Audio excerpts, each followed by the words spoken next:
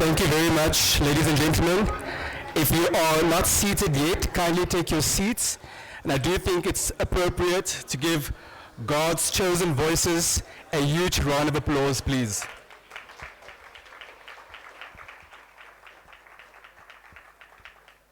Also, as you are serving yourself breakfast, please just be mindful of the audio levels.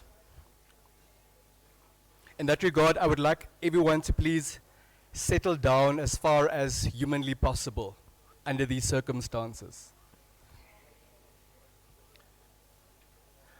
Honorable Minister Ipumbushimi, the Minister of Finance and Public Enterprises, Mr. Sam Shivute, Commissioner of the Namibia Revenue Agency, Ms. Chantal Hasselman, Country Senior Partner and Tax Leader at PricewaterhouseCoopers, Madam Mercia Gaises, Chief Executive Officer, Standard Bank Namibia, Madam Monique Kluter, Managing Director, Liberty Life Namibia, Mr. Albi Botha, Chief Executive Officer, Namibia Media Holdings, various captains of industry, esteemed members of the media, fellow practitioners of excellence, fellow Namibians, ladies and gentlemen, a very good morning and a happy Friday. My name is Denver Kisting, and it gives me such great delight. It's an honor I certainly do not take lightly to be directing the proceedings at this flagship post-budget event in the country, hosted annually by the partners PricewaterhouseCoopers, Standard Bank Namibia, Liberty Life, as well as Namibia Media Holdings. For the 2023-2024 budget dissect, we are gathered to operate within the confines of Revive to Thrive. I want to, from the onset, remind us and perhaps inform some of us afresh. I'm not going to take anything for granted. Ignorance certainly is not bliss. I would like to remind us of Article 95 of the Supreme Law of the Land. It deals with the promotion of the welfare of our people. Inter alia, Honorable Minister, as you would know, it states, the state shall actively promote and maintain the welfare of the people by adopting, amongst others, policies aimed at the following: the enactment of legislation to ensure equality of opportunity for women, to enable them to participate fully in all spheres of the Namibian society. In particular, the government shall ensure the implementation of the principle of non-discrimination in remuneration of men and women, and shall seek through appropriate legislation to provide maternity and related benefits for women. Also, in terms of Article 95 of the Supreme Law of the Land, the enactment of legislation to ensure that the health and strength of the workers, Namibian men and women, and the tender age of children are not abused, and that citizens are not forced by economic necessity to enter vocations unsuited to their age or strength. May I also remind us that in terms of this article of the Namibian Constitution, the active encouragement of the formation of independent trade unions to protect workers' rights and interests, as well as to promote sound labor relations and fair employment practices, shall also be the order of the day, Honorable Minister. What we also need to do, what we also have a serious responsibility to comply with in terms of the Supreme Law of the Land, to ensure that every citizen has a right to fair and reasonable access to public facilities and services in accordance with the law. Ensuring that senior citizens are entitled to and receive a regular pension adequate for the maintenance of a decent standard of living and the enjoyment of social and cultural opportunities. The next one is equally interesting.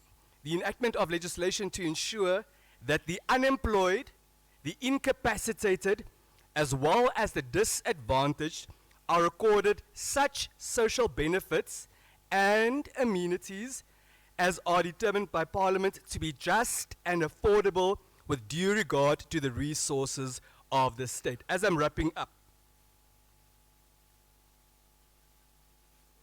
a legal system seeking to promote justice on the basis of equal opportunity by providing free legal aid in defined cases with due regard to the resources of the state, and the assurance that workers are paid a living wage adequate for the maintenance of a decent standard of living and the enjoyment of social and cultural opportunities. Ladies and gentlemen, the supreme law of the land, the Namibian Constitution, Article 95. I think this deserves, at the very least, a huge round of applause.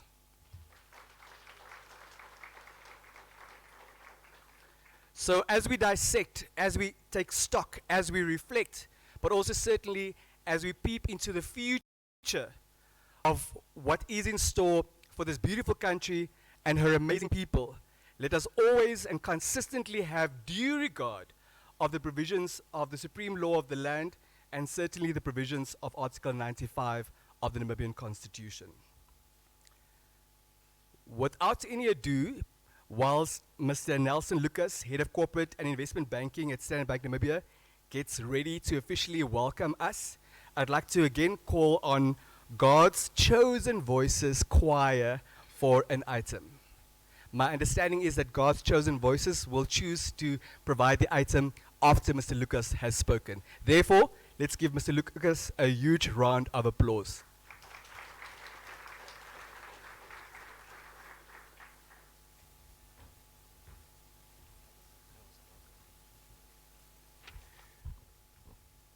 Good morning.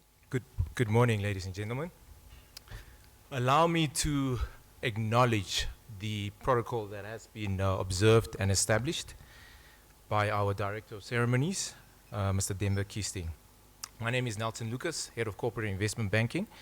It is my honor to welcome you to Standard Bank Namibia Head Office, where we will be unpacking the 2023-24 budget to further understand what this means for the next 12 months. As per Honorable Shimi's address on the 22nd of February, the theme of this year's budget is economic revival and caring for the poor. An economy is powered by its people. All the resources in the world would not mean anything without the people who are skilled with knowledge on how to ethically manage the gifts brought forth by the land. When I think about revival, I think about awakening. I think about betterment. I think about improvement, a stepping into greatness. The greatness that can be for the future of the land of the brave. A future that is usually reliant on selflessness, knowledge-based leadership, and a deep understanding of what it means to put the people at the true north of what we do and why we do it. All of you in this room today have a significant role to play in leading your respective industries and contributing to the main purpose of reviving the economy and caring for the poor, emulating the sentiments of Martin Luther King. I too have a dream, and my dream is about a prosperous Namibia for each and everyone privileged to be born from her soil. My dream is for the children sitting in makeshift classrooms who has absolutely no idea of the potential that exists beyond what he or she has been exposed to. A dream of providing access. Access is the thread that will connect the Namibian child to endless opportunities both in and beyond our borders. To provide opportunity to achieve great success. I'm in a privileged position to be able to stand in front of incredible minds with incredible access and share my dream, knowing that together we can make our collective dream a reality. Standard Bank's Namibia's true north is Namibia is our home. We drive her growth. And it brings me great pride to be part of this organization that has dedicated ourselves to empowering the community creating opportunities and providing resources for our people. We are aware that our success as a corporate entity is directly proportionate to the success of the people, and we will continue to plow into the people with specific focus on the youth who will carry on the baton of influence. The same youth who will be influenced by us, and therefore we have a great responsibility to lead with intention and integrity. My hope is that today's engagement will bring about great reflection and inspire us all to push ourselves and our country to greatness that can be. Thank you.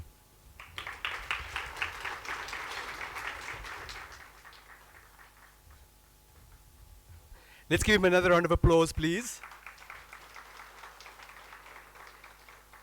I was under the impression that Standard Bank Namibia's True North is blue, hence the color of my suit today. But thank you for reminding us, Mr. Lucas, that the True North, yours, but also certainly that of a country, and something that we need to emulate if we're not there yet, is to lead with true intention and with integrity. Ladies and gentlemen, please put your hands together for God's chosen voices.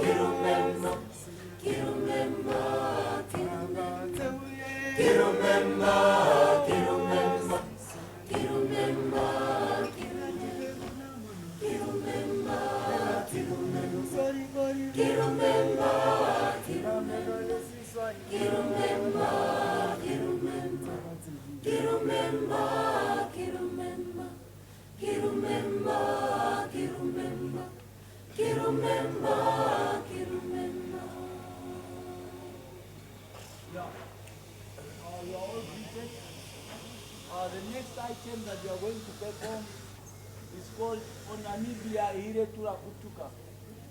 It's a song that represents the cultures of Namibia. Just sit back and enjoy.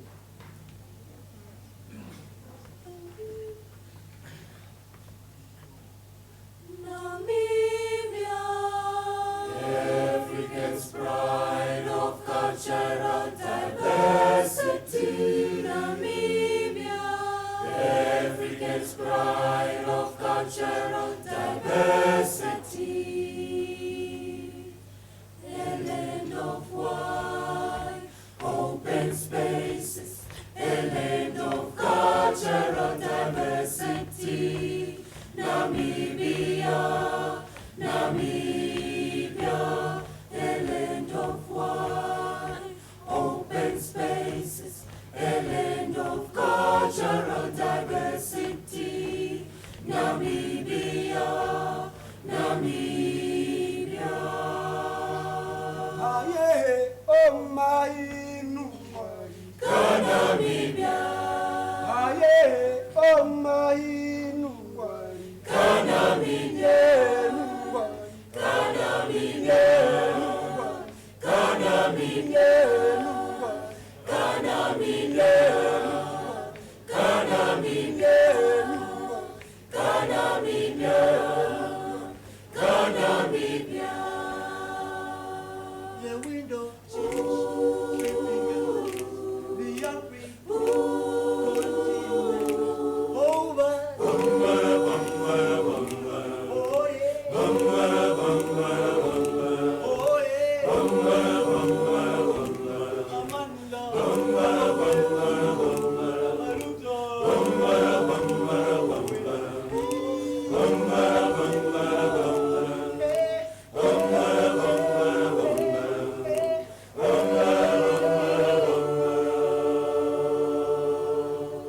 Tundu, Kenji Kotore, Hondoro, Kenji Kotore, Hondoro, Kenji Kotore, Hondoro, Kenji Kotore, Hondoro, Kenji Kotore. Amatu munomo mukunda bula buli kawanda rusindo. Amatu ibina gongombe. Oh, kubana jwala du. Jwala du. Mugaru. Jobo. Jobo. Jobo. Jobo.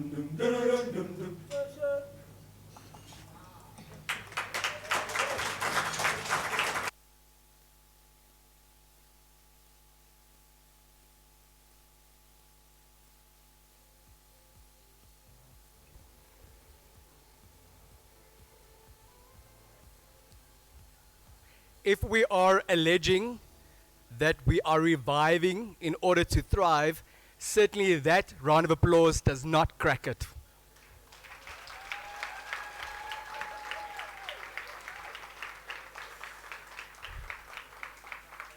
Thank you so much.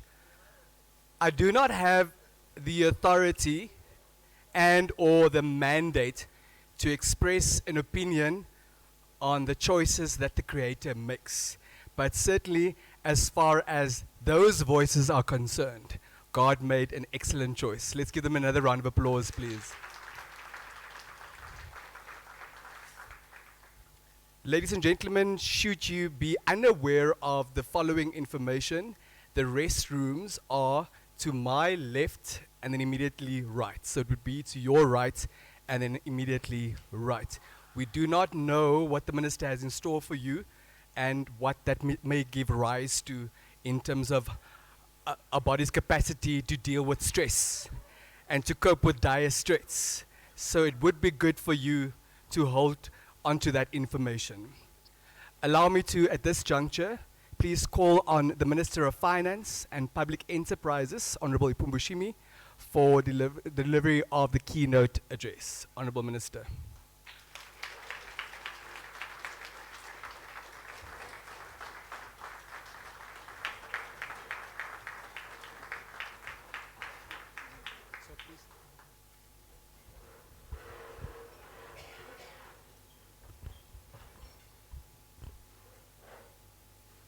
Thank you very much, Denver. He disappeared from here. Thank you very much, Director of Ceremony, Denver. I'm a bit worried because that you scared my audience. So the audience is supposed to be in a relaxed mood because this is going to be a conversation. It's not going to be, I'm not going to deliver a speech. I have already delivered a budget speech. And also thank you for reminding us that you know, we have some constitutional obligations. The provision that you have read in the Constitution is very timely, especially in view of the fact that we were celebrating the International Women's Day not in so many days ago. So we are still in that celebratory mood. So I think let's give him a round of applause for that.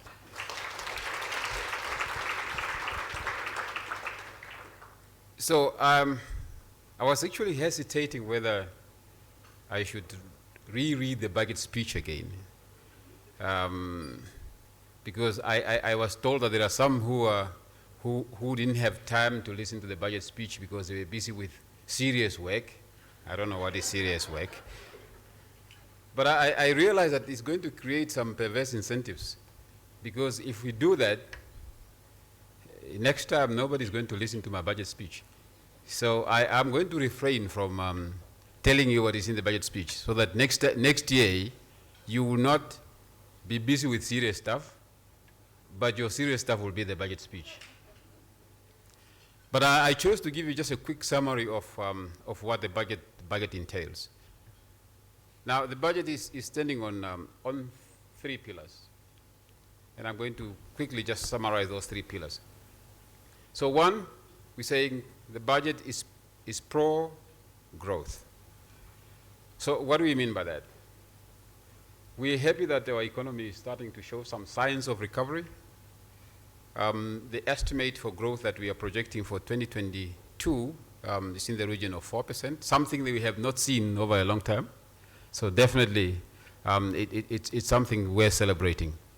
So hopefully when the final numbers are in, it's going to confirm that estimate, because the final numbers will probably be in only in around about August or September, but in April or so we may get the preliminary numbers from the National Statistics Agency. But that's our estimate, and I think it's a signal that that the economy is starting to recover. We are also happy that some of our sectors, such as the mining sector, the retail sector, are starting to bottom out. But we are a bit worried that that growth is not broad enough, or that growth is not broad enough. It's still concentrated in the mining sector, and as you know, that the mining sector is very capital intensive. It doesn't create that much jobs, and we desperately need jobs. So all of us need to work hard to diversify the economy. And therefore, the focus of government, and I believe of the private sector, should be, how do we diversify the economy? How do we diversify the economy in such a way that we produce especially things for exports, because we're a small market, things that we can sell to the rest of the world, things that we can sell at better margins. Those that are in the private sector will understand this, at better margins, so that we can actually make more money and improve the well-being of our people, because you can only improve the well-being of your people if you have got a better margins. So if you're only selling commodities that do not give you good margins, it's difficult to pay people well, and if you cannot pay people well, it means it's difficult to reduce poverty. So I think that should be the focus of all our efforts. How do we diversify the economy in such a way that we are going to industrialize the country in areas where we can create quality jobs, in areas where we can export things outside, so that we can reduce poverty. And we're thinking of different things. I mean, we are saying we also need to, apart from looking at the sectors that we're already having, the sectors of agriculture, how do we improve agriculture? So we started looking at how to reduce constraints in the agricultural sector, for instance. We're looking at a new concept of how do we bring the private sector and the public sector together to remove the binding constraints, because development needs everybody. It needs the public, it needs the private sector, it needs to identify, and these two partners need to identify what are the binding constraints that are holding growth in these sectors back. So we have a number of task force running, especially in the areas of agriculture, that are trying to identify what are those binding constraints that need to be removed. And it's amazing to see when you bring people together that they can, they can do wonders. And the experience that we're getting from there, it's a very good experience. So that's one. The other thing that we are looking at, and again, all of us need to look at that together, is what are the industries of the future? And we believe that we are in a very good space, because no country has developed without cheap energy. If you can find some for me, I will give you a price. No country has developed without cheap energy. Those who understand a bit of economic history will know that one of the reasons why the Industrial Revolution took place in Britain is because they discovered the steam engine. They had energy, and all of a sudden they could power industries. So energy is very, very important. And we believe the world is looking for clean energy. Because of climate change, we have to diversify our energy sources in areas which are going to produce clean energy. And we believe that we, as a country, we are better placed, first of all, to produce our own clean energy, and secondly, to help the world to decarbonize, because the world has to decarbonize. So the strategic bet in terms of green hydrogen, it may not be an industry for tomorrow, but it may be an industry for the next 10 years or so. So if you're already starting to work in that space, to industrialize, to start investing in that area, I think you will be part of the value chain that is going to help the world to decarbonize. And at the same time, you'll also then be able to make money and create jobs for our people. So that's how we're looking at diversification. But of course, we have identified other areas that need to be supported, where we need to reduce constraints so that we can unlock growth in all these areas. And that needs both private sector and the public sector to work together.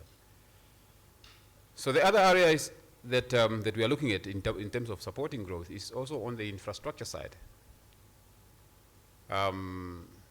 So I have already talked about energy. We also looking at how do we fast track the procurement of, or how do we help Nampower, for instance? Because we know that Nampower has announced over in the last 2 years that they have a pipeline of about 15 billion of projects that have to be completed. Energy generation projects. But what we have realized is that the procurement cycle has been too long. And that has been the concern over the last 3 or 4 years or so. About 2 years ago, we did some assessment, and we looked at how do we help NamPower. Do they have capacity to actually procure on their own, or do they still have to go through the Central Procurement Board? So that assessment gave us feedback that they are able to procure on their own, and we gave them an exemption for a short period of time to be able to fast track those projects that are in the pipeline. Some are already in the investment or in the construction phase. We have heard about the Anikas power station at the coast.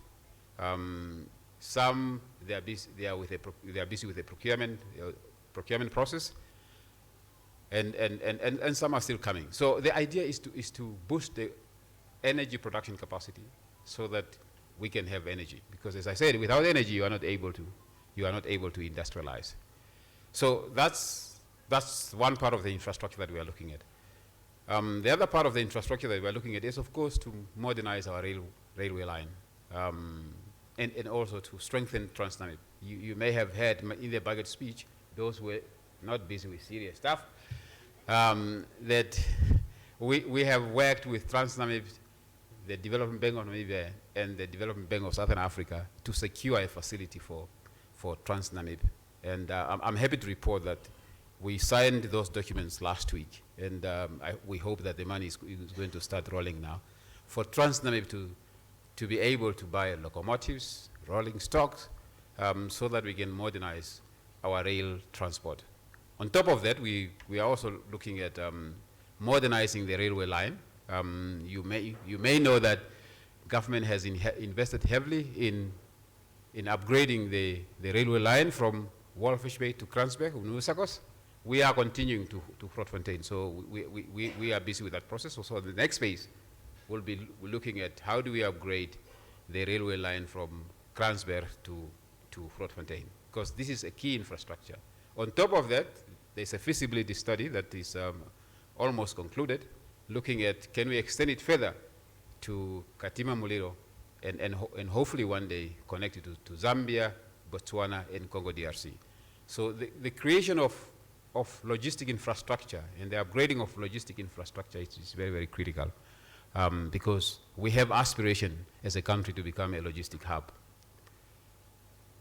So that's again one area within the infrastructure space that we want to strengthen. Water is important, especially water at the coast, but also water for Windhoek. It's very, very important. So together with the city, we're looking at how do we expand the Windhoek water treatment plant, so that we can reclaim more water. So that's a project that is also in the pipeline. We are also then looking at how do we alleviate the water problem, the water shortage at the coast, because that is a binding constraint for the mining sector. With the uranium sector or uranium prices recovering, we believe that there is more opportunity for more mines, especially in the uranium sector, to come online, to start production, but water will be a constraint. So the fast tracking the desalination plant is very, very important. So those are some of the things that we need to do to create a conducive environment for growth, so that all of you can pick it up from there, identify business opportunities, and run with those business opportunities. Of course, part of our job, again, to support growth is to create a conducive macro environment. And that's the second pillar I'm going to talk about. So because you will not be able to function in an economy which is dysfunctional. If the economy is where you have inflation running at 200%, where government is not able to honor its bills, that economy is not functional. So our job is to try and ensure that there's fiscal sustainability, there's fiscal stability, so that the environment or the conditions for for investment is fatal for the private sector to invest. So that's why you have seen us forging ahead with a drive to reduce our debt. We still concerned about the high level of debt. It has been increasing in the last few years, mainly because revenue has collapsed, simply because growth has collapsed, but also it collapsed more significantly when COVID came. So, but we believe that we are almost reaching the peak. So we may reach the peak this year, where we are going to see debt actually starting to decline as a percentage of GDP. If it doesn't decline this year, probably next year it will start to decline. So you have seen us reducing the budget deficit from about 8% of GDP, and the estimate for the next financial year is 4.2% of GDP, and the trajectory is in that direction. So the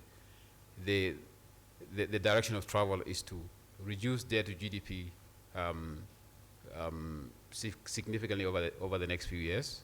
Hopefully, we will end up around about 60% of GDP in the next 3 years or so, or 4 years or so. So that's really an important part of the budget, because fiscal sustainability is very, very important. Now, on top of that, how do you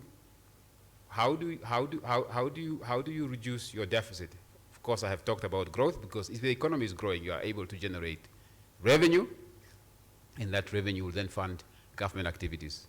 The other part is to ensure that the revenue that the economy is generating is collected. That's why we have the commissioner and his colleagues here. And we want to thank them, because they are doing a good job in strengthening the administration capacity of our revenue collection process, to ensure that the revenue that the economy is generating is collected, it's used for development purposes. So I think we need to give them a round of applause.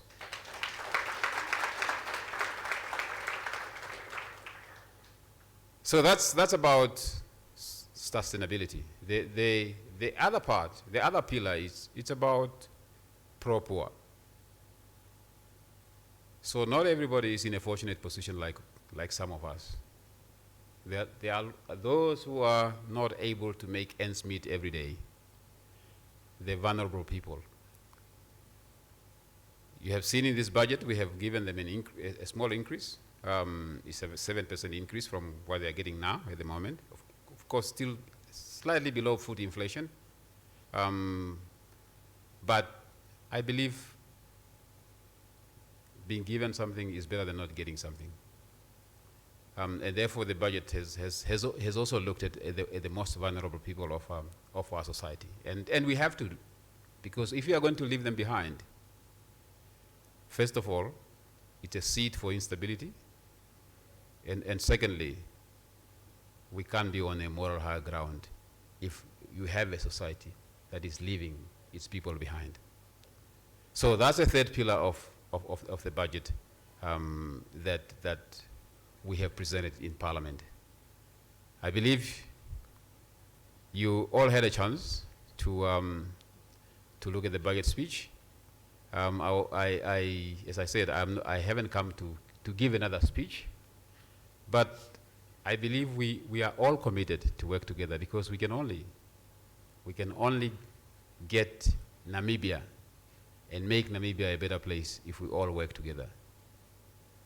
The President talks about building a Namibian house. I think all of us need to contribute to the construction of that Namibian house. Private sector and the government sector needs to work together for us to make development meaningful. Thank you very much, Denver.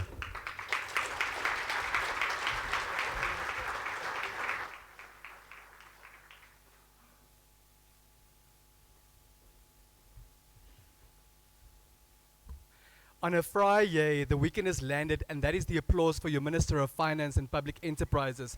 I am officially disappointed in you.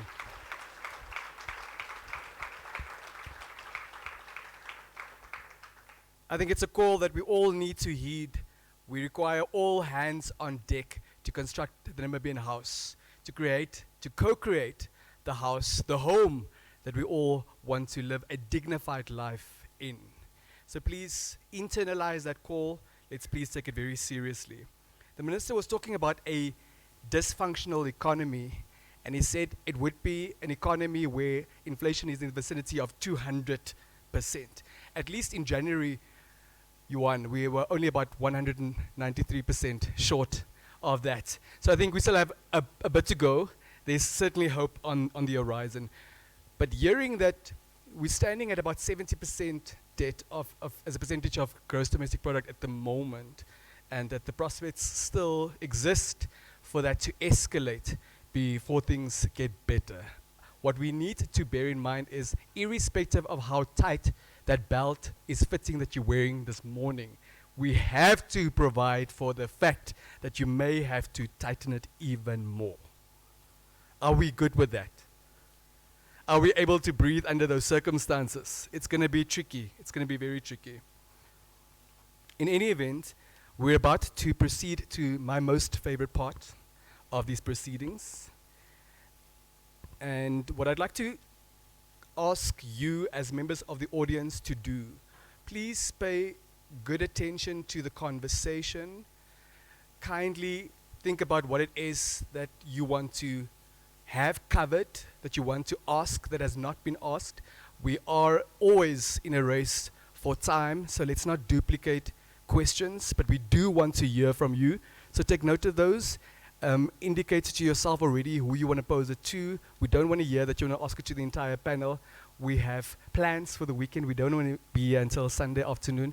And secondly, also we want to accommodate those tuned in the virtual space on all the Facebook pages of Namibia Media Holdings, and give them an opportunity also. It's also their budget, it's also their country, it's also their Minister of Finance and Public Enterprises. So if you wish, Honourable Minister, I hope you've managed to have a swig of water. It's still Windhoek Municipal tap water. You did tell us about attempts that are on the cards to improve the quality of the water. If you could just join us on stage, please. It would be great if you could take the furthest chair on my right. Let's give him a round of applause, please.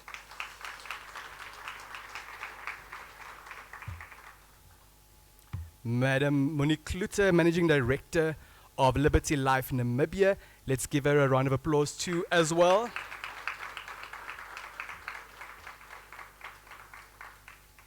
The other potential matter that's going to keep us here until at least tomorrow morning is if I have to remind us all the time about our poor applauses. Let's not do any of that. Ladies and gentlemen, please put your hands together for Mr. Solomon Kent, Principal Economist at Standard Bank Namibia.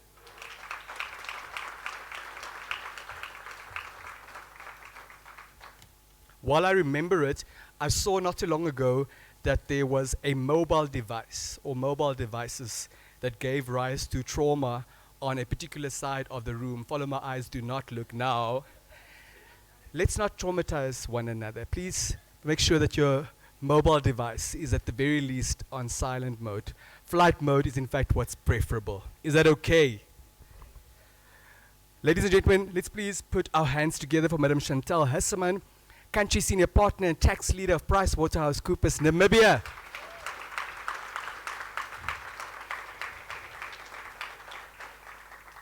And provision must always be made for a naughty corner. In that regard, the naughty corner is right here. Oh, there it is. I'd like to call on Mr. Yuan Nel, Tax Partner at PricewaterhouseCoopers Namibia. Let's give him a round of applause.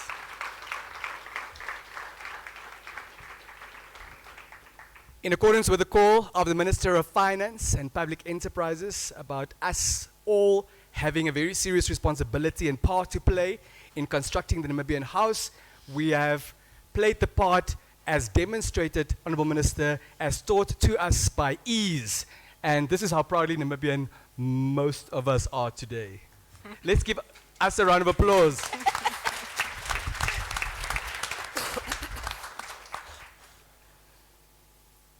Honourable Minister, we're very happy to have you in our midst today. And we're very happy that we've all had a moment to reflect. We've all had a moment to catch our breath. And perhaps your proposal is one that makes sense under these circumstances. Instead of jumping the gun, let us take a moment and read and familiarize ourselves and make sure we understand what it is that you were trying to share with the Namibian nation before we want to interrogate. But we're also grateful that the day of interrogation has finally arrived. And here we are. You make mention of the need, and you emphasize that again this morning, for the private sector and the public sector to collaborate, to ultimately enhance investments, to certainly ultimately increase employment. It would be interesting to hear from you, how do you envision, how do you foresee that collaboration, that critical cooperation play out in practice? And more so, from the perspective of the policymaker being represented today by you, what plans are in motion to see to it that those plans of collaboration between the private and the public sector actually become a reality? Thank you, Denver. I hope you can all hear me. Well, a platform like this, I think, is already a good platform where collaboration can start, because collaboration is about getting together and dialoguing. So I believe we need more platforms like this where we can, share ideas together, where we can identify opportunities together, where we can also tell each other, we believe this will be your role as government, and we believe this will be our role as private sector. So let's all of us need to play our roles, and then we can move forward that way. So that's one. I think the second part is also, it's important that private sector is properly organized. Private sector needs to have a proper voice, an organized voice that can be, that voice should dialogue with government. But I'm also worried about the fragmentation in the private sector, especially when it comes to voice. I see a number of splinter groups springing up here and there. Here you have the chamber, here you have another group, and here you have another group. I think that is not going to serve us well, because first of all, we will be very fragmented, we'll be fighting each other instead of working together. And secondly, if you don't have one voice private sector, it's difficult for government to engage you. Because whom are you going to engage? We will not have the luxury of engaging 100 bodies, because we don't have the time for that. So it's important that private sector is consolidating its voice so that we have one voice. The third part is what I talked about. When we have identified opportunities in specific sectors or specific industries, we want to zoom in there with the private sector. As an example, I've talked about the task forces that we have established together with the private sector. And we will have more task forces. Some of these task forces will graduate and move on to others in different sectors. And those are really intensive discussions. Not only discussion, but we also identify what are the constraints, and we identify who is responsible for removing these constraints. And we give each other deadlines. So that when we come back after 2 weeks or 3 weeks, you'll have to come and report back, have you achieved what we agreed you were going to achieve? So that's the kind of collaboration I'm talking about.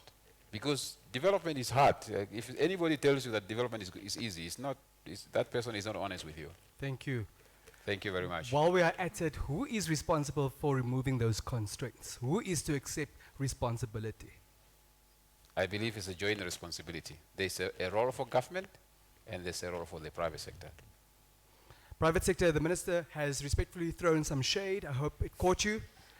You must unify, you must consolidate that voice. We certainly do not have the luxury of time. It's a very precious resource, more so under these circumstances, to be engaging individually. While you still have the floor, Honorable Minister, and this is quite a serious matter, we launched a great ambitious plan, one wants to call it at this stage, by the name of the Sovereign Wealth Fund, not too long ago. There are concerns in some circles, in some spaces, that this may be turning into an elephant of a particular hue, number one, or that we may have jumped the gun as far as this is concerned. As far as your address to the Namibian nation some 2 weeks ago is concerned, you gave us an update. Could you briefly reiterate the sentiments around the Sovereign Wealth Fund and what the immediate future of this platform looks like? Very good. So I think it's important to understand why the Sovereign Wealth Fund. Some of you probably attended the launch of the Sovereign Wealth Fund, and some of you did not have the opportunity to attend. The analogy I gave there was that I believe most of you have read the Bible, and you will remember Pharaoh's dream, which had to be decoded by Joseph. About 7 years, 7 fat years, 7 lean years. And then what Joseph advised Pharaoh to do after that, you are going to have 7 good years of rain, wealth, and things like that, and there will be other years where you're not going to have anything. So put something aside when you have good times, so that when you don't have anything, you can tap from what you have put away. So that's the idea behind the Sovereign Wealth Fund. So it's important to understand that. So the Sovereign Wealth Fund it's there. When we have significant revenue, and we seem to be, again, we may be heading in that direction. You may have heard that, there are some significant resources that have been found in the oil sector. We're talking about rare earth, which is also becoming a strategic mineral in the world because of everything technology. So we may be moving in that direction of one day we'll have some years of plenty. So what are we going to do with that plenty? So the Sovereign Wealth Fund is created for that purpose. It's not created for the purpose of putting money away when you don't have it. Because remember, you only save when you have savings. You don't save when you don't have savings. So when we have savings, part of those savings are going to be put in there. So we are working on the law. So that's a progress. We are working on the law. We are hoping to pass that law within the next 2 years or so, so that we create a legal framework to be able to harvest our plenty when we have the plenty. Thank you so much. I'm tempted to ask, and it's perhaps one of the greater challenges that we also need to have regard to all the time. Why did we launch the fund without the legal framework? And it's not an issue that you can have regard to in isolation. We are ambitious as a country. We're not called the land of the brave for nothing. But a legislative and a policy framework certainly is important to regulate our conduct around a resource, a potential resource, and ambition. Just very briefly. Well, you don't wait for a perfect plan for you to do something, because otherwise it will be too late. So certainly the policy framework is there. I think we launched the fund after the policy framework has been crafted, has been accepted by cabinet. But then after that, once you do that, you then have to translate that policy into a legal framework. That's the work that's being done now. But to wait until you have the legal framework before you start putting the mechanics of the fund in place, I think it's not going to serve us well. So Thank you very that's much. the thinking yeah. I think there's overarching consensus about how cautiously, optimistically you put it. Maybe one day there may be plenty. Fingers are crossed, we have the proverbial rocks under our tongue for all of that to manifest. Mr. Kint, Namibia has for a while experienced low economic growth. And we do know, it's no secret, that all of this, all our efforts were further hampered by the invisible enemy called COVID-19. We should not forget about the prolonged drought that we were struggling to recover from just before the onset of the pandemic. Now, as the economy hopefully continues to recover, the Ministry of Finance has forecast positive economic growth over the next 3 to 4 years. And in fact, if everything goes as we are hoping for, we are already expected to see a 4% economic growth relating to 2022-2023. The Minister shared with us just now that we'll know by August whether that actually happened or not. But from your perspective, where do you see our economy going? And how will those projections affect the state of the fiscus in particular? Okay. Thank you, Denver. I think it's important just to note, if we go back to when we were actually experiencing low growth before the COVID-19 pandemic, there was a lot of reliance on government expenditure to drive economic activity within the economy. And I think now, with the conversations we are seeing with the minister, it's important that we have improved collaboration with the private sector in order to be able to ensure that the private sector is becoming the engine that drives both investment and growth in the economy, along with the government. So there is definitely an onus on the private sector to push more in terms of investment activities and driving economic growth as we move forward. With that being said, we do welcome the economic policy reforms that have been put in place by the minister at this point in time in his budget speech. In the short term, we do see economic growth improving. Obviously, 2022, we did see growth improving a lot better than what we had envisioned at the start of the year. And going forward from 2023 onwards, we are looking at growth of over 3%, and it is expected to moderate down to 2.2% in 2024, as per the Minister of Finance. And we do also take that with a pinch of salt, because there are still risks to the economy in terms of tighter financial conditions, high import prices, geopolitical tensions, and as we have witnessed, shocks that appear out of nowhere that can actually put a lot of pressure on the economy. And yeah, so in the short term, that's what we see in terms of the economy going forward. But it's something that echoes what the minister had said at the start of his speech this morning. There's an urgent need to diversify our economy.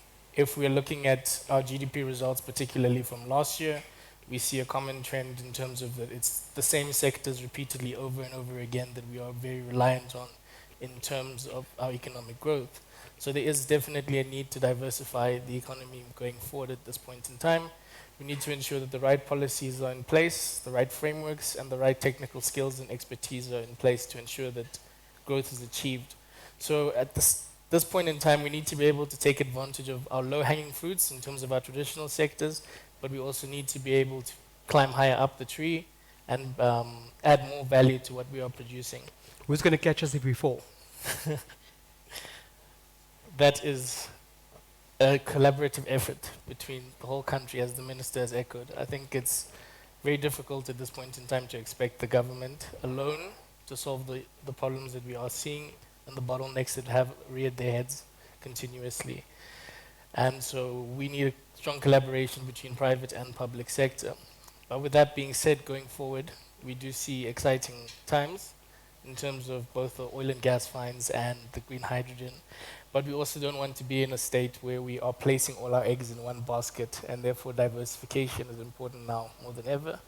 We remain optimistic, but we proceed with caution.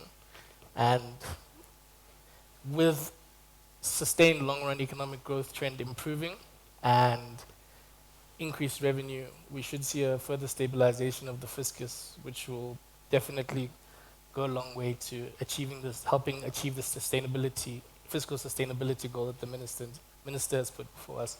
Thank you very much. Honourable Minister, we are quoting you very recklessly, and I include Denver Kisting in the we as well. You must please call us to order if you are being misquoted. We want everything to be on the record, and we want everything to be factual. Ms. Kinter, before I let you go at this juncture, we can't talk about this projected economic growth. We can't, in fact, speak about the 4% projected for 2022, 2023 without providing an important context. And the minister also alluded to it just now. It's primarily attributable to the mining sector. And the minister also reiterated and reminded us it's not a sector that generates 1 million jobs. So just very briefly, contextualize the economic growth that we are witnessing at the moment for us.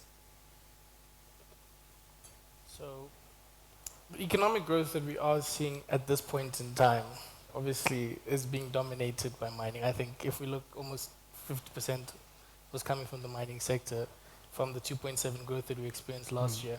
And we do have a lot of also significant weight of the economy is carried by the tertiary sector as well. And that's your wholesale, retail, and trade, and those sectors in terms of that regard. So we need to now start looking to sectors that are able to provide improved value higher up on the value chain going forward. So yeah, there is a definite problem in terms of where we are focusing at this point in time. And focus needs to be placed in investing in industries that have long-term potential to produce not just growth, but jobs to help improve the socio-economic dynamics in the country. Thank you. Else we will fall and there will be no one to catch us. Mr. Nell from the naughty corner, a lot continues to be said about our levels of debt. The minister acknowledged it and shared what I believe must have, at the very least, induced some heartburn for some of us. At the moment, we're standing at about 70% of gross domestic product. Before things will get better, he said there is a likelihood of things getting worse. I think it doesn't require a PhD in rocket science to realize that that is certainly not sustainable. Please provide us with a bit of perspective of where we're coming from and where it is that we're finding ourselves at present. Yeah, thanks, Denver. If I can just get the slide up. So we've done an analysis based on the past budget speeches for basically for the last 10 years. And you will see that in about 10 years ago, we started off with about 24% debt as a percentage of GDP. And you can clearly see the trend getting us to the 70%. So, I mean, as everybody's mentioned, it is a concern. We're standing at 150 billion roughly now. Our annual interest exposure on that is about 10.2 billion, which is a lot of money to pay in terms of interest. Interestingly, the World Bank has done a study that the moment that you go over about 60 to 64%, that your economic growth actually slows down with about 0.2%. So it's definitely a concern for us, locking up a lot of money in terms of interest. You can see that if you go and do the math, and I had some assistance with my colleagues, but the deficits every year that have been financed, it basically makes up that 120 odd million. So we keep financing that. And I think we've spoken about economic growth, we've spoken about how we're going to get out of this debt cycle, and the only thing is to get that economic growth going. And there are various initiatives, and I think the minister has told us that the public and private sector needs to work together, because in order we need to create a bigger tax base. And it's not about taxing people that are already compliant necessarily, but it's about creating more jobs and the knock-on effect of investing in industries, like we said. If we go something like the special economic zone, which we're looking forward to being implemented in the future, that creates opportunities for businesses to set up business here. And even if they don't pay corporate tax for the first 10 years, they are still creating jobs. And if you do an analysis of our revenue, you'll see that the biggest contributor to our tax revenue is personal income tax. So creating jobs creates taxes. That tax hopefully gets spent well, and the people that earn that money are investing and spending that at your local supermarkets, and all of a sudden you have a knock-on effect that can help us to reduce that deficit and ultimately our debt. Thank you very much. So it's the antithesis of a vicious circle, actually a positive circle and cycle. There are few Namibians who get as excited about tax matters as Madam Chantal Hesselman, country senior partner of PricewaterhouseCoopers. You know, she would get to a television studio, Mrs. Hesselman, please don't use this against me in future. And she would say, but there's no question about tax. Where are the tax questions? I'm like, it's 5 o'clock in the morning, madam. Take a deep breath, please. And then she takes a deep breath, but insists there should be a question about tax. There were huge expectations about what the minister should have said as far as tax is concerned and what the way we need to go. But from your expertise, we'd like to hear, what is it that you would like to see in terms of specifically tax policies to come through? And from the perspective of the tax leader and country senior partner of PricewaterhouseCoopers, who's as crazy about tax as you are, what would a wish list of yours of that nature look like? Thank you, Denver. It's a bit loud. Thank you for making my Friday. A question from my where my passion lies. Yes, so if we take tax policy as the aggregate procedures and guidelines and legislation allowing our government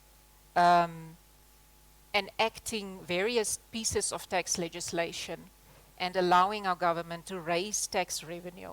What is critical to me in that is that it still and remains an effective tax system, where certain pillars would be critical in that conversation. So not just only the simplicity of the tax policy and in the word of the legislation, but also equally of important in the process of administrating the collection of the taxes. So hopefully it's not a wish list, but a more constructive conversation. That I do think that we find Namibia, we're about to celebrate 33 years of independence. So it might also be time if from a tax policy side we could evolve towards having, for example, a tax administration act, which a few other African countries have been having for a number of years. And the main purpose would just be aligning complex but also equally important processes in terms of how to approach a voluntary disclosure program. As just one example, how to approach dispute resolution, how to approach improper conduct. And that would also then just bring a lot of just and equity and efficiency to the process of tax administration. Another key pillar for me is simplicity. And on simplicity, low-hanging fruit might be that from where we sit, we find we have to work in terms of tax resources, we have to work with practice notes that's not necessarily updated and keeping up with where economic and business activity and innovation from where Namibia is also contributing in that space and in our global trade and in our conversation with foreign investors. So perhaps a revisit of practice notes, also in terms of the relevance, and also when we have new legislation, sometimes we would have like enacted in 2015 and again now in 2022, complex amendments to various pieces of tax legislation which warrants further development of practice notes, or whether we reference it as interpretation notes, but just also as an effort from joint effort between Ministry of Finance and NAMRA also in terms of how to deepen the understanding of taxpayers in the interpretation and secondly the application of our tax legislation. Then in terms of simplicity, I can recall at Budget Dissect like this that the announcement of considering, for example, a smaller business tax. So where we find Namibia has a very large informal a market sector where the typical Namibian entrepreneur or micro SME should also be granted equal opportunity in having this small business activity, but being able to afford not just the tax to be paid, but also the cost of compliance, which is quite high. So for your smallest taxi operator, hair salon, tiler, plumber, you name it, it's difficult to afford an accountant and just to know how does this work, what is expected next from me, do I have a laptop, do I have an internet access to make use of the incredible online filing mode where we find ourselves. So that is just food for thought. Almost done, Denver.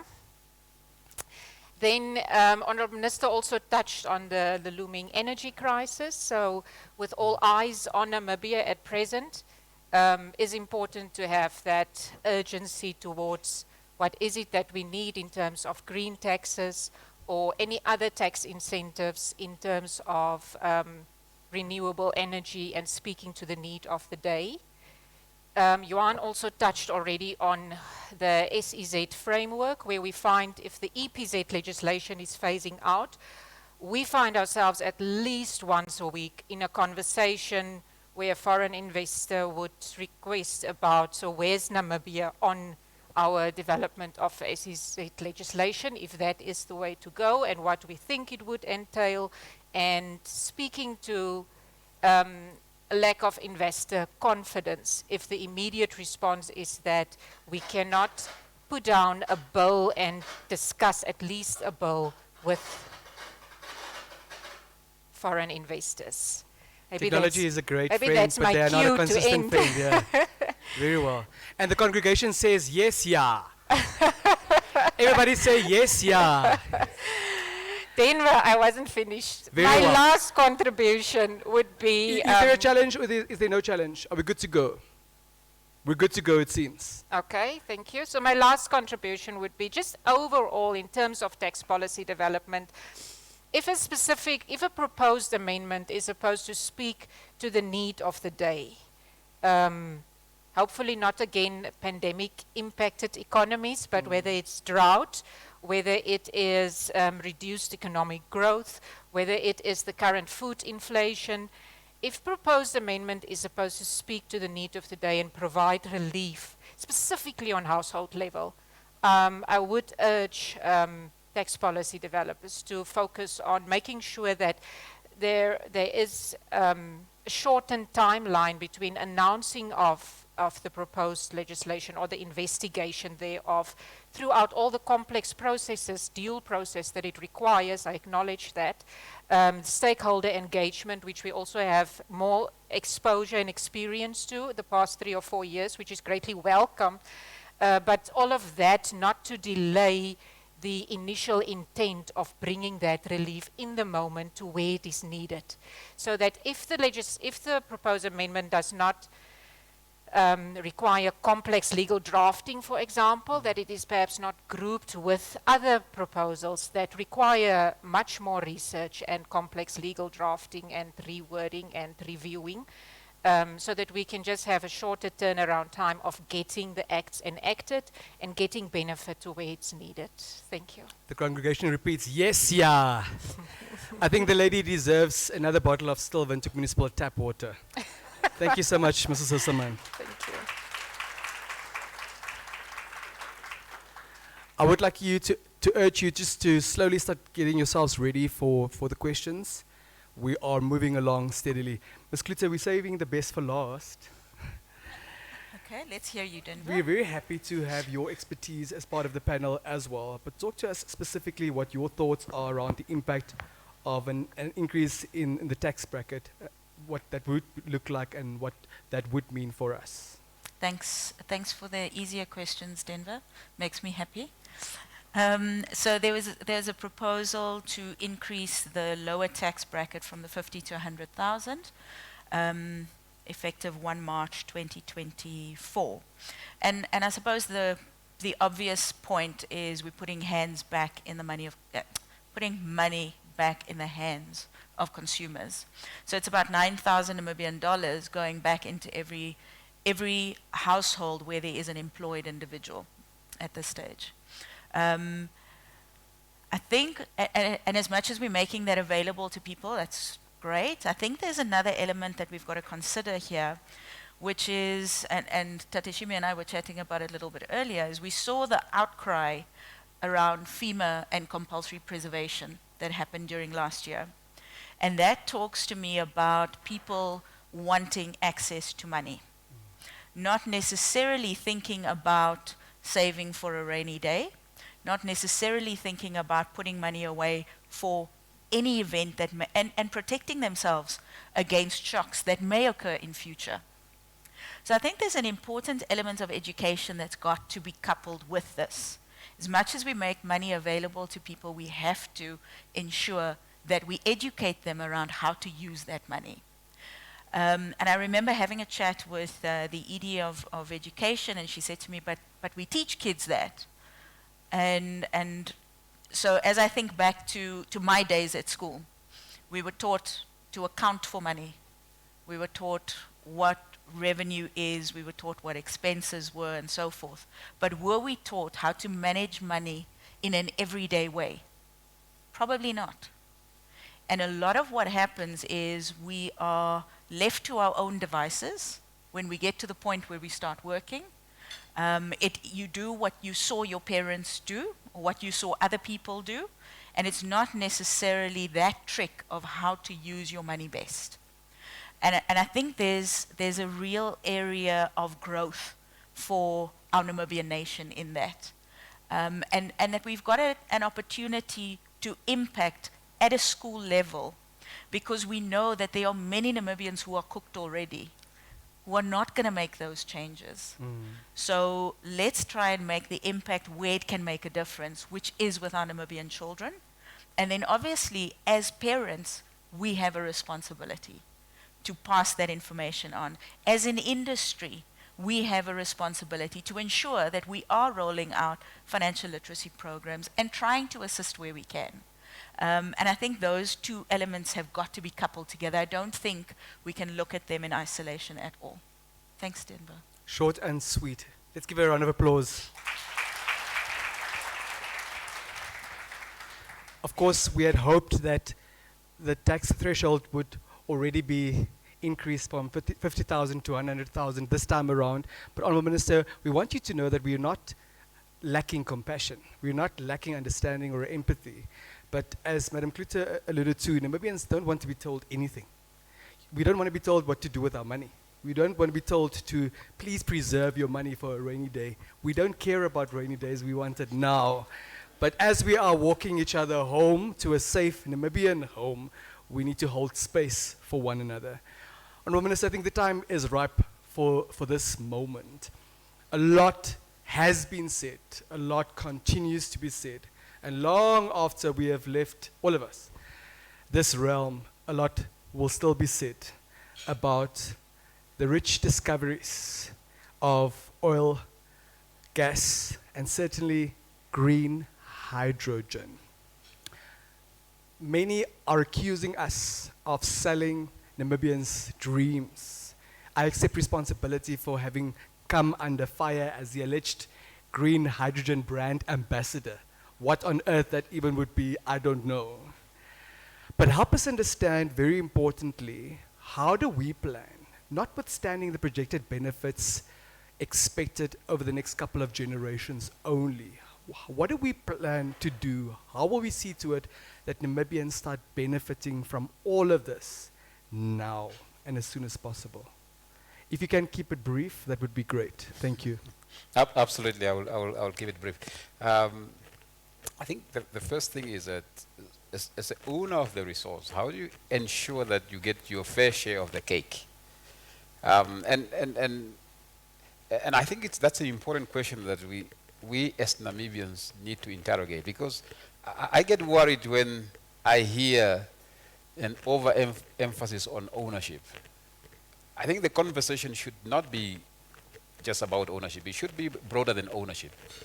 Because ownership gives you a certain stream of income, dividends, of course. If the company makes money, you get dividend. But is that going to maximize your share of the cake? Because Namibia needs to get its fair share of the cake. I don't think there is a disagreement on that. We need to get our fair share. But we have to balance it in such a way that we do not squeeze too much out of the orange in such a way that orange is going is going to disappear. So that's a balancing act. But certainly we need to get more as owner of resources. That's one. So we need to design our framework around how do we maximize our revenue out of our natural resources. The second thing that we need to think about is how do we empower Namibians with skills, with knowledge, with information to be part of this value chain. Because services are going to be provided. When you talk about green hydrogen, I think this myth about green hydrogen is nothing more than we're going to have some solar panels there, and we already have solar panels on top of our roofs. So we know how to construct solar panels. So we are going to have solar panels. Maybe the only thing that we don't have is electrolyzers that are going to, convey this water into hydrogen. But we know how to do some of those stuff. there are certain stuff that we don't know how to do. And when we need to complement that with foreign skills. But while we are, we're having a conversation with our Home Affairs Ministry, and I should say that I'm happy with the response that we're getting there. That they're busy looking at the law to try and create some flexibility there so that we will be able to better import the skills that we need. But while we are doing that, it's important that we strengthen our education sector to be able to train the necessary skills that we need for those industries that are in the pipeline. So that way, I believe we will then be able to supply services to the oil sector. We'll be able to supply skills to the oil sector. We'll be able to supply that as well to the hydrogen sector and the downstream sector, because it's not all about hydrogen. It's about what are the downstream industries that you can create with those opportunities. I think that way we can harvest this cake better. Thank you very much. It remains a hot Omayova with lots of Tabasco, but we don't want to turn this into a green hydrogen conference, but there is still a lot of meat on the bone. Is there a question from the audience at this stage? Is there a comment? Is there a contribution? Yes, Ohone. Do we have a revolving microphone? The gentleman at the back. Please tell us who it is that you are, why you decide to ask a question on a Friday morning, and its relevance, and keep it brief and to the point, please. Thank you. Good morning, everybody. Okhane Klage from the Namibian Sun. I have a question for the Minister of Finance, and this relates to the recent demand by the NAPU and the Teachers Union for a salary hike. Is there what is the reaction to this demand for salary hikes, given that one was granted last year? And does the Minister believe there's enough fiscal space to support this new demand? Whatever they decide on at the end of the day is immaterial, but is there enough to cover this fiscal demand? Thank you. Thank you very much. Can we take 2 more questions, please, if possible, if they exist? It's not a bad sign. It means that you're digesting, you're internalizing, you are reflecting. But if we do have 2 more questions, we can take those now. Meneer Botha, nothing from your chambers. That's rare. That's very rare. Are we good to go? Honourable Minister, I do think that we can't host a budget dissect without speaking about the bloated workforce of the public sector. One of the newspaper headlines, and I'm wondering whether it's not exactly that Ohone, who may have written that story, announced this morning in our faces that there seems to be a dispute about whether or not the staff complement in the public space should be reduced. Your brief response, please, Honourable Minister. Denver, well, I believe we have made pronouncements to that effect before, that certainly the wage bill of government is quite significant. And we'll have to find a long-term solution to that. And you may also know that over the last few years or so, government has not gone on an aggressive recruitment drive, simply because that's one way of reducing the wage bill.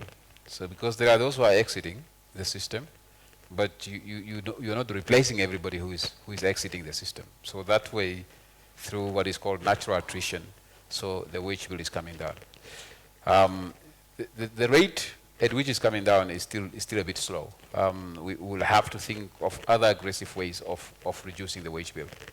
But we also then realized when we started that conversation, because we started doing some work in that space, to try and identify which skills in government are not critical, and therefore, when people exit the system, we're not going to fill this specific position.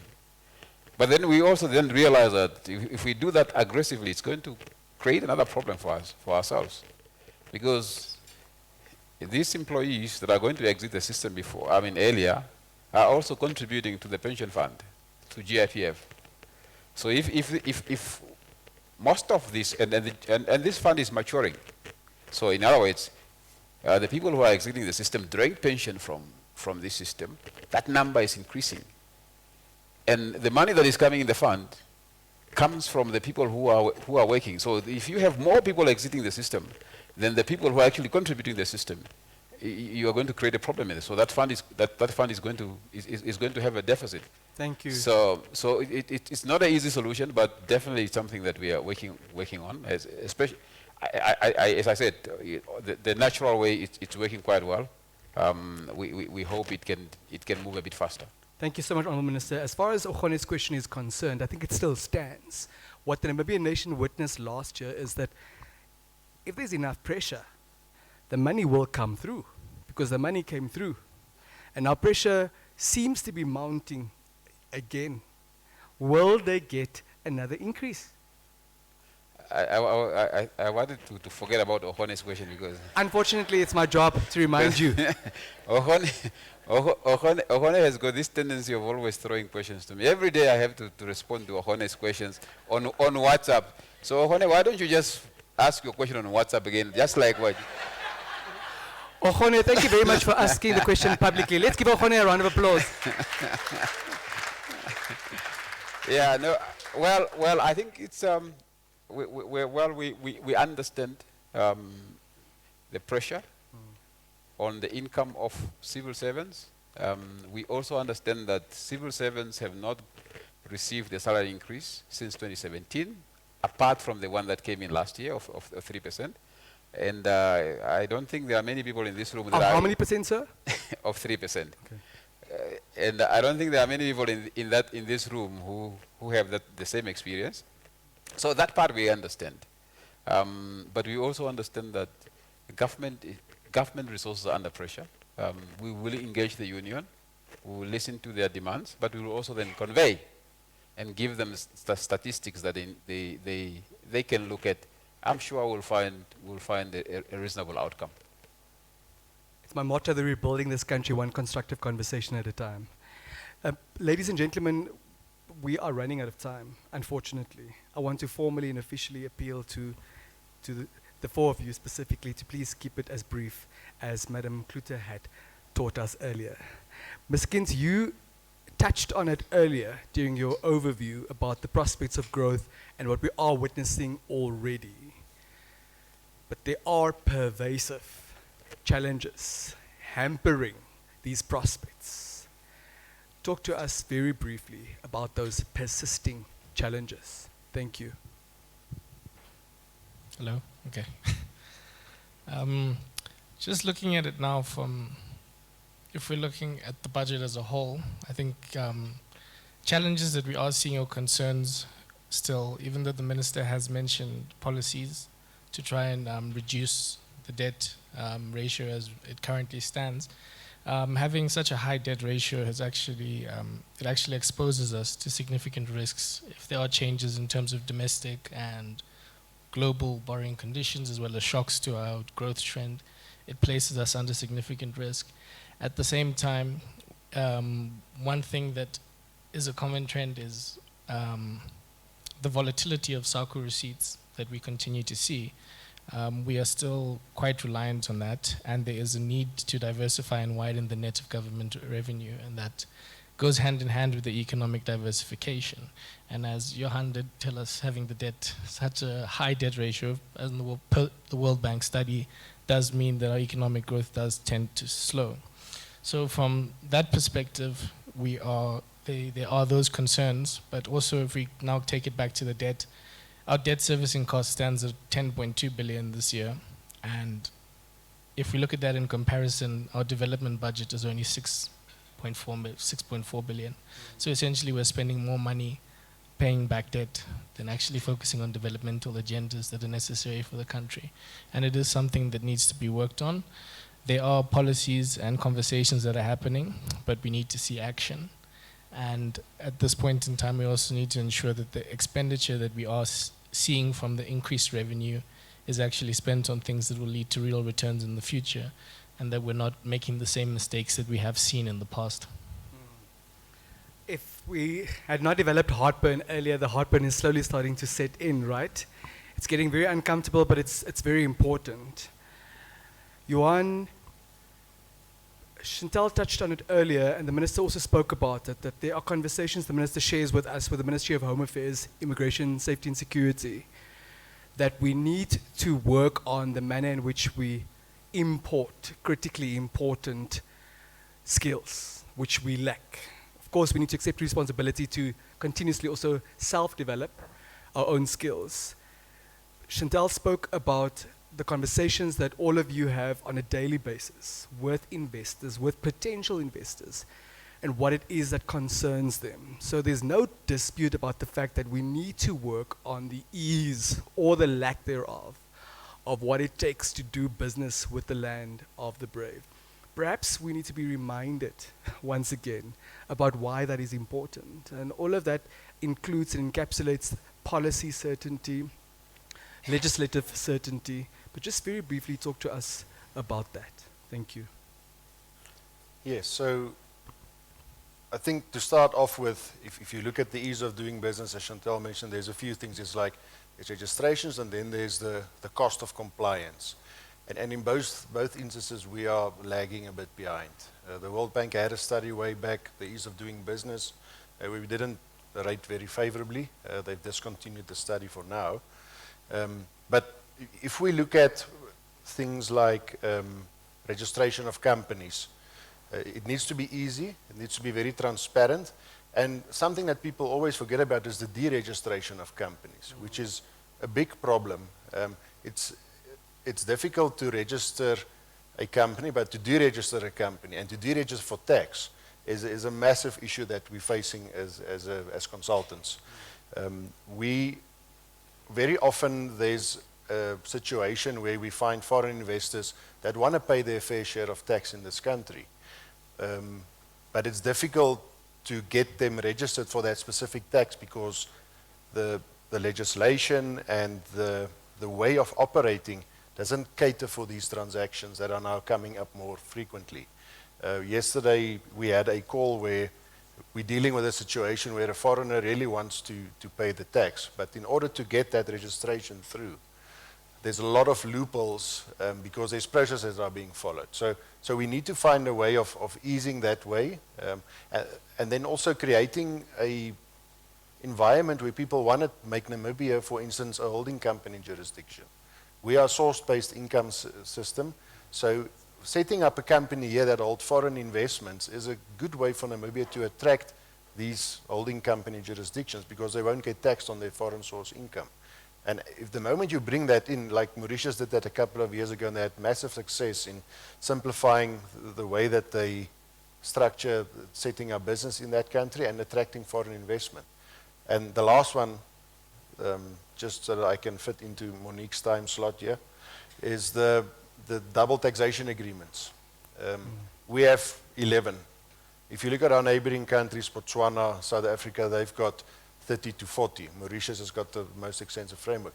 The moment you have double taxation agreements with different countries, it sparks more investment into the country because people can structure their investments through Namibia, and they've got a beneficial way of then investing into Namibia. For example, if somebody wants to set up a manufacturing plant now in Namibia, there's no incentives for them. Do they go across the border? There's more incentives. Yes, we have power, and maybe they don't. For now, we have power. So talking to incentives as well, if we say energy is the way to go, we need to secure our energy, there can be specific incentives in the energy industry that attracts that investment. Various African countries have put this in place for things like solar energy, that you get a tax-free period for 5 to 6 years while the business is setting up. Thank you, sir. Thank you so much. Let's give him a round of applause. Something with a mic. Monique still holds the record. Do not make claims, sir, that can't be factually substantiated. But thank you very much for the valuable contributions. Mr. Simon, I would like to in advance also appeal to you very kindly, if possible, to consider just keeping it brief. Mr. Kint spoke about it just now as well when he flagged some of the challenges still hampering our growth and our potential growth. Many Namibians forget, perhaps some were too young, that in independent Namibia there were years where we in fact recorded a budget surplus. And my understanding is that it's primarily, or it was primarily attributable to windfalls from the likes of SACU. And we see another windfall is here, but we have come under fire so regularly over our over-reliance on revenue from the SACU pool. And it would appear that we are struggling to learn that lesson and that we are back there. Please talk to us about that. Briefly, please. Thank you, Denver. Hopefully the visual we brought along on just the dissect of the total tax revenue collected in Namibia for the past 8 years, and then looking at the budgeted revenue and showing the composition of SACU revenue. So that will be the sort of pink colored bar graph there, the composition of SACU revenue compared to total tax revenue, and that's exactly the volatility that comes through in your question to me. So it is a complex conversation just in terms of the revenue sharing formula in itself, whereas a lot of the conversation we're having this morning that speaks to how to unlock economic growth, how to create more business opportunity, how to attract more foreign investment, how to ease up the doing business in Namibia and making sure Namibia keeps attractive, are all variables that plays part in that complex formula, where there is very briefly a customs component that is heavily dependent upon SACU's trade with global partners, firstly, and for Namibia in specific then, also the intra-SACU trade with other SACU member countries. Our GDP compared to a SACU GDP would be a variable and an input in getting our fair share of customs duties allocated to Namibia. And then a second conversation to that, whereas it's not so much for Namibia a big contribution, more for South Africa, for example, is the allocation from the excise duties. Excise duties being more your duty at source, where the manufacturing takes place, but also an allocation thereof would be made to Namibia that will then also be dependent in terms of our GDP per capita, which is another variable to that as well. So a lot of variable inputs that shows the turnout. And if you look at the slide we just had up in terms of that increased budgeted total tax revenue, also pushed up further by our allocation of the SACU revenue, brings us right back to where SACU revenue is budgeted to be at least 32% of total tax revenue. And that brings the exposure and the buffer. So if it is that if diamond mining income is not going to tip the scale for us, what will tip our scale in making sure that there is not that over-reliance on the composition of total tax collected? Thank you. You did such a sterling job. Please give her a round of applause. And Minister, the fact of the matter is, it's money that's due to us. We're not stealing the money. The concern is just it's volatile, and we may be relying too heavily on a source that's so volatile. We are slowly but surely approaching the end of this budget dissect. Madam Klute, you set the bar very high in terms of brevity. So we'd like to uphold those standards. What do you think the impact will be on the increased tax deductibility from 40,000 to 150,000? Thanks. Hello. Can you hear me? Yes. Loudly and clearly. Thanks, Denver. I'm not sure if I'm going to be able to beat my record, but so I think we've spoken about this before. We've now seen it implemented, that people can contribute in excess of 40,000, up to 150,000, towards pensions, retirement annuities, and education policies, and get tax deductibility on that. So we've seen industry responding to that. You'll see lots of talk about retirement annuities and lots of that sort of thing coming out of industry at the moment to try and capture that monies. It does make the opportunity available, used correctly, to grow your pension savings. Pensions is my learning, that's my favorite area of financial services. So it gives the opportunity for people to grow their pension savings towards their retirement in a bigger way. And we've got, it's good that that opportunity has been made available, right? So we've got that opportunity now.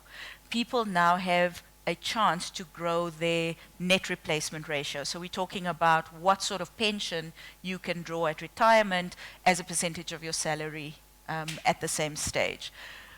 We, as an industry also, we're moving away from just a thumbsuck net replacement ratio. historically we were talking about between 60 and 75% of your salary you should replace. Now it's become more a conversation about what do I need in retirement? When I get to retirement, do I still have a mortgage? Do I still have a vehicle to be paid? Do I still have young children? So let's take account of that and see what do we need today. And this gives us the opportunity to fill that gap. The concern, or the one thing that is challenging at the moment is you're able to grow this benefit now, but at the point in time where you get to take that benefit out, we still have legislation that says to us, if you have 50,000 Namibian dollars as a saving for retirement, you must, in a pension fund, go and purchase an annuity. And when somebody takes that annuity and converts it, it does only leave a very small amount, and it creates fewer opportunities for people to purchase post-retirement products because the pension is so small. People are living longer, so assumptions now include living to over 80, 90 years. Apparently the first person to get to 150 years old has already been born. So we are having to take that 50,000 Namibian dollars and stretch it so much further. So I suppose for me it's a balance between what we are able to put in and what we're getting out. Now I also understand that there's the consideration of people don't like spending their money over long periods of time. If I can have it today, if I have instant gratification, that's the best solution for me. But Honourable Shimi, I suppose that would be my question is there some consideration going into that piece as well? Because at the moment, consumers are struggling to purchase pensions with such a small amount. So if we're giving the opportunity to grow that, is there the opportunity to then increase that piece as well for compulsory annuitization to a level where at least people can draw a reasonable pension rather than these small amounts that they're getting at the moment? Honourable Minister, it would appear that Madam Klute wants to usurp my function and take over my role. I will have no such thing. So I would like to put it Very to you. Are you able to kindly respond to a question? I Very thought you were going to briefly. protect me. So yeah, Monique is like Ohone, they like asking questions. Absolutely. Yeah, I believe this pension conversation is very complex, and I want us to leave that question to the time when we are consulting, because we are going to consult widely on how to structure our pension before we move ahead with the pension reform. So I would want to hear all those ideas. So I think I'm also going to invite her for coffee so that she can give me more ideas on how to structure that. So I think these are very good ideas. Let's have a conversation and let's see how we can implement these ideas. Yeah, I'm not going to speculate, but perhaps your next posting, Honourable Minister, is international relations and cooperation. Beautiful diplomacy displayed by the Minister of Finance and Public Enterprises. Give him a round of applause, please.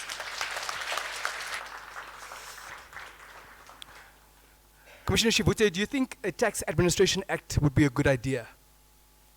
Would we like to give him a microphone for 60 seconds, please? The good commissioner can't be in our midst. There's so much resting on your shoulders, and you and your team are doing such a sterling and such a brilliant job. Madam Hasselman proposed that specifically, because it has been successfully employed, she's sharing with us, in some jurisdictions. Thank you, Denver.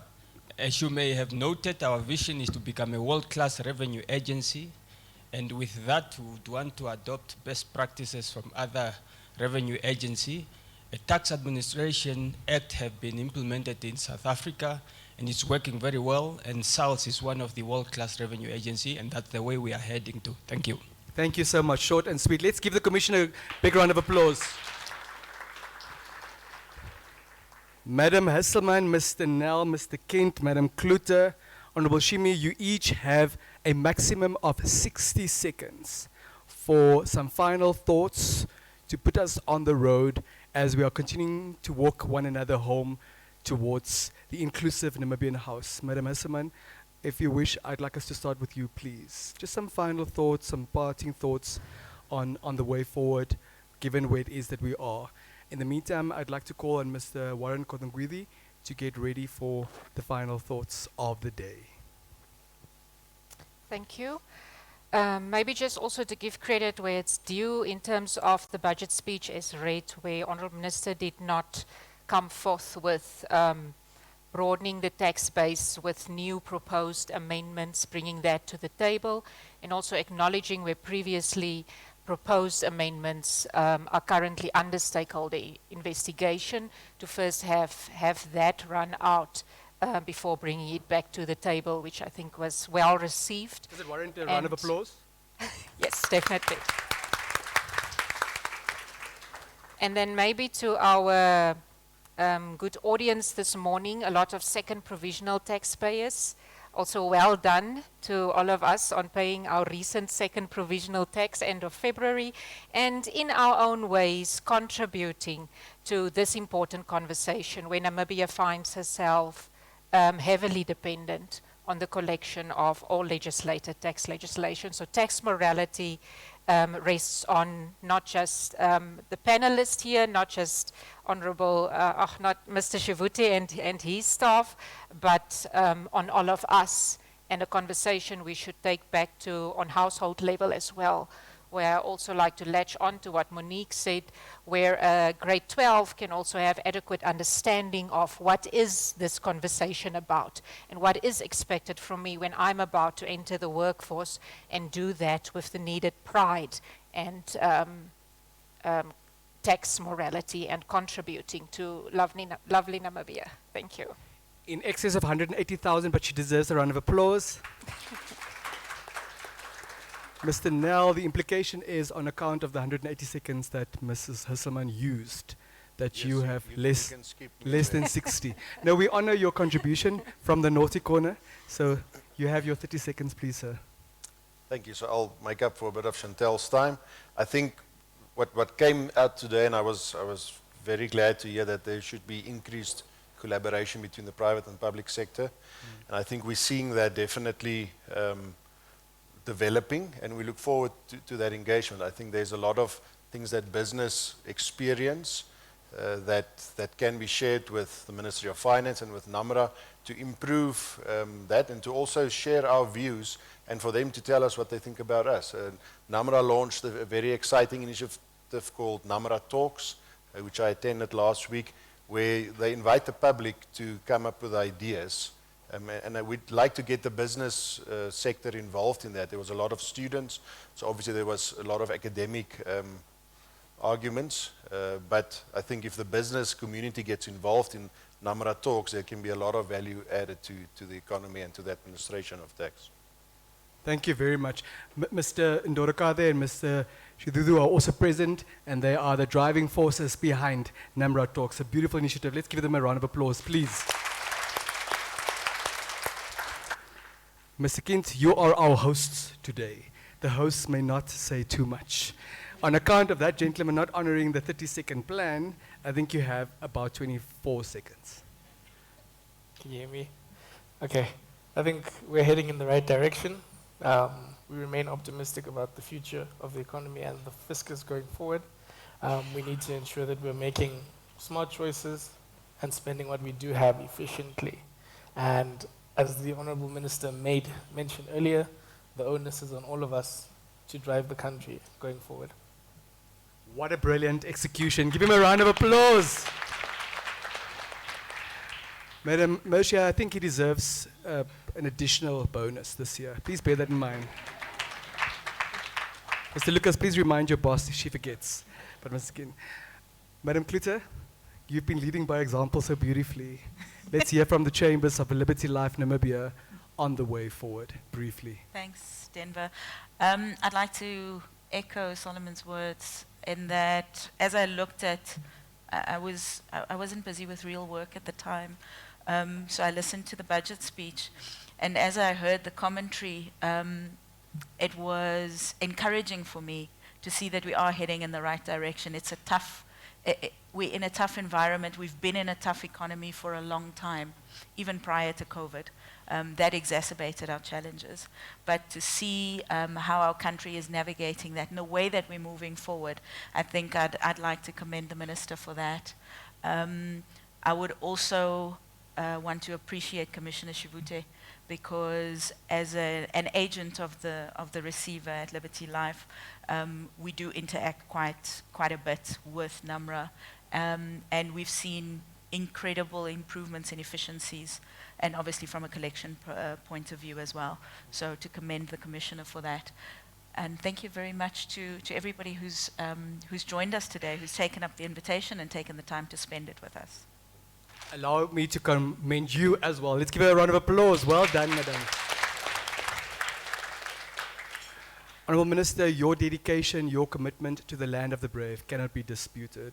We are mindful, we understand, we empathize with the inenviable position in which you find yourself. But we do know that you do your best. And you also see to it that ultimately the well-being of Namibia and her lovely people are at the core of what it is that we do. So you have the very brief final word for this leg of our journey that's slowly drawing to a close. Thank you. Thank you, Denver. I just wanted to come back to the point that you mentioned earlier, and I think Chantel, on the dependence of SACCO. And I think you hit it right on the head of the nail.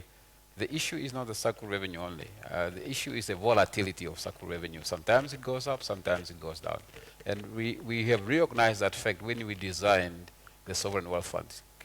Those who have seen the policy, it has got two components. One is to deal with that volatility, so that, again, when you have more SACCO revenue, put that SACCO revenue, that additional into that pool, so that during the times of, when you don't have anything, or you don't have enough, you draw from that. The other part is the long-term one, which comes from non-renewable resources. So that's our solutions to deal with volatility going forward. And my last word is, again, I appreciate the dialogue, and I would like to say that government does not only need ideas. Government needs Namibians who want also to work for government. So please leave your cozy jobs to come and join us. Will we get a salary increase? Ladies and gentlemen, certainly now that the weekend has finally landed, the Minister of Finance and Public Enterprises deserves a bigger round of applause.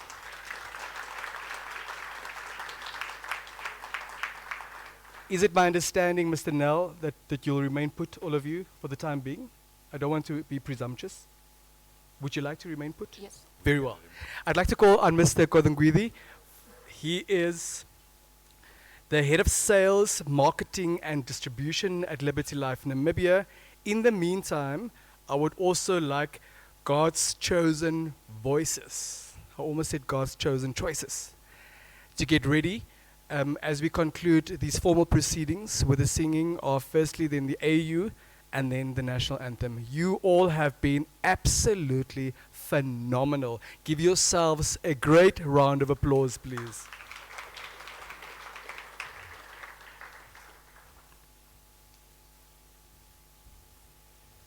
Thank you, Denver. I'll stand on the protocol observed by Nelson earlier on. Allow me to establish that at this point in time. It gives me great pleasure at this point in time to deliver the closing remarks for this year's budget review event. And particularly honored that the Honorable Minister of Finance has carved out some time in his busy schedule to join us at this event. It definitely demonstrates government's commitment to strengthening the fiscal policy and through these robust engagements. I'd like to take this time to possibly ask the Honorable Minister if we could hand over a very special gift just to show our appreciation for being at this event this morning.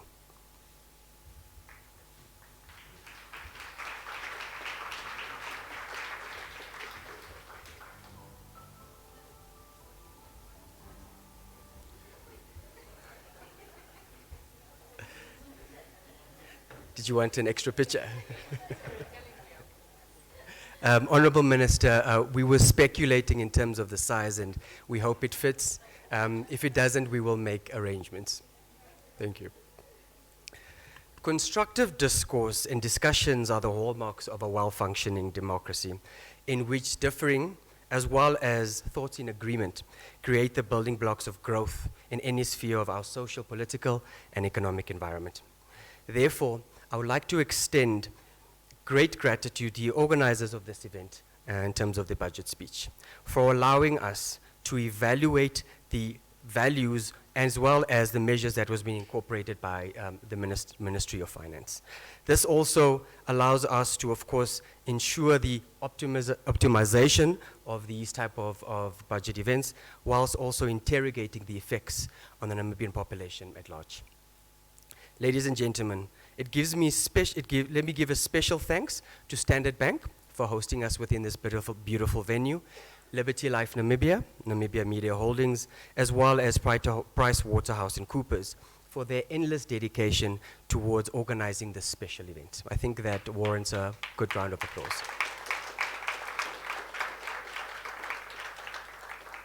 Having participated in and listening to the discussions here today, I encourage the audience here, as well as the industry at large, to note that this is the time for us to structure our business models and social environments in a manner that reflects the economic realities of the current times, simultaneously catering for those that need or to ease their burdens of our people, and to ensure that we make progress and, of course, adopt as per the fundamentals highlighted by the Ministry of Finance under this very most difficult economic times, of course intensified by the fight against inflation, the resurgence of COVID-19 in China, and the effects of the Russia-Ukraine conflict.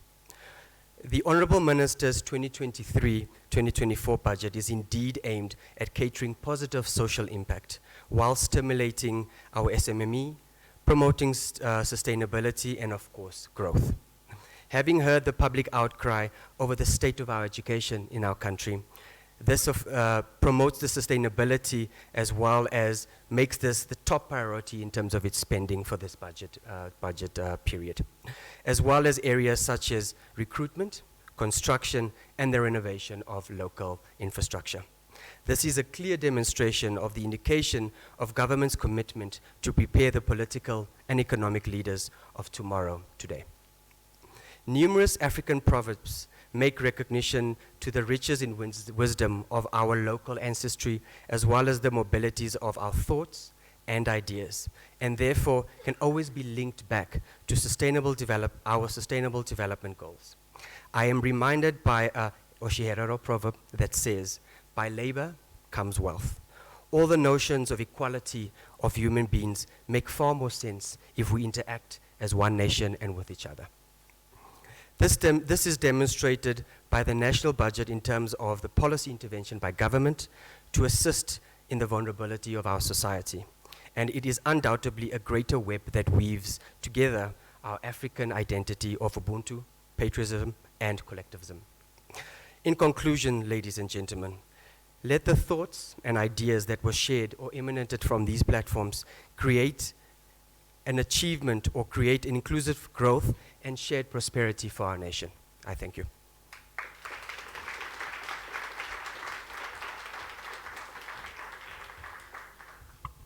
I like your shoes, sir. Thank you. There's an allegation that Mr. Kodongwidi and I look alike. Where on earth do you think people get that? It's not your sense, right? We've got no idea. It must be the shoes. Yeah. And in some instances we have come to the end of our program. Thank you so much for the discourse. Thank you so much for the presence. Thank you so much for what will continue to happen as we prepare for the next round. The call is very clear on the part of the policymaker represented today by the Minister of Finance and Public Enterprises. All hands on deck are required. We have a very serious responsibility to play our part in constructing the Namibian house. And while we're doing so, we can show one another and ourselves as a point of departure a lot more grace. It's not necessary for us as Namibians to be so harsh. We need not project how difficult these times have been. Let's take the responsibility to heal ourselves very seriously, and only if we accept that responsibility will we be able to heal this beautiful nation. Thank you so very much, ladies and gentlemen. Another round of applause to all of you.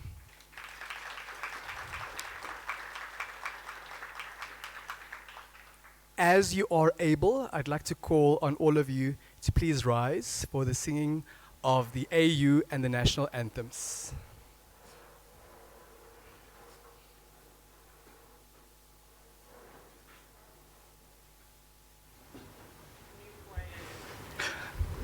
Yes.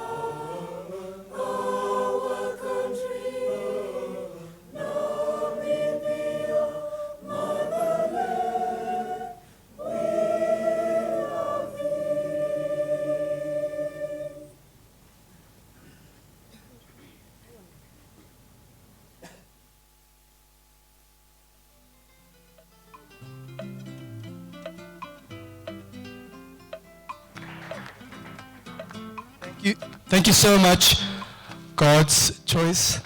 Give them another round of applause, please.